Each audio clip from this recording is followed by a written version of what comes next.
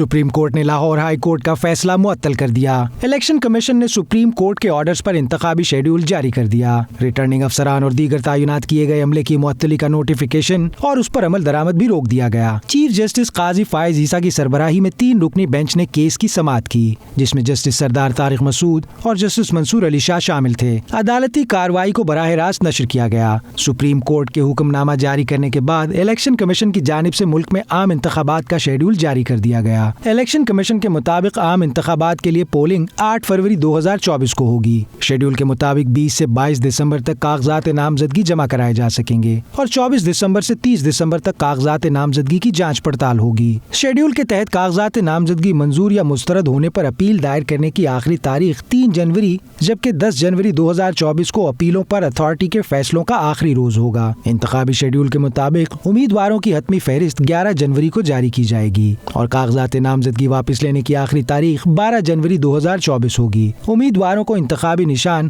13 جنوری کو جاری کیے جائیں گے اور پولنگ 8 فروری کو ہوگی۔ سپریم کورٹ کے فیصلے کی روشنی میں الیکشن کمیشن نے آرओز اور ڈی آرओز کی ٹریننگ بحال کر دی ہے۔ الیکشن کمیشن کے مطابق ریٹرننگ آفیسرز کی ٹریننگ 17 اور 18 دسمبر کو کرائی جائے گی جبکہ ڈسٹرکٹ ریٹرننگ آفیسرز کی ٹریننگ کا انعقاد 19 دسمبر کو کیا جائے گا۔ سپریم کورٹ نے لاہور ہائی کورٹ کا ڈپٹی کمشنر کے بطور ڈسٹرکٹ ریٹرننگ آفیسرز، آرओز اور اسسٹنٹ ریٹرننگ افسران کی تعیناتی کا الیکشن کمیشن کا نوٹیفیکیشن معطل کرنے کے فیصلے پر عمل درآمد روک دیا ہے۔ واضح رہے کہ الیکشن کمیشن نے لاہور ہائی کورٹ کی جانب سے ڈی آرओز، آرओز اور دیگر متعلقہ افسران کی تعیناتی معطل کرنے اور ان کی ٹریننگ رکوانے کے فیصلے کو سپریم کورٹ میں چیلنج کر دیا تھا، جس میں لاہور ہائی کورٹ کے فیصلے کو کالعدم قرار دینے کی استدعا کی گئی اور کہا گیا کہ سپریم کورٹ 8 فروری کو انتخابات کرانے کے فیصلے پر عمل درآمد کرائے۔ چیف جسٹس قاضی فائز عیسیٰ کی سربراہی میں 3 رکنی بینچ نے کیس کی سماعت کی، جس میں جسٹس سردار طارق مسعود اور جسٹس منصور علی شاہ شامل تھے۔ وکیل الیکشن کمیشن نے موقف اختیار کیا کہ الیکشن کمیشن کی ریٹرننگ افسران کے لیے پہلی ترجیح اپنے افسران ہیں۔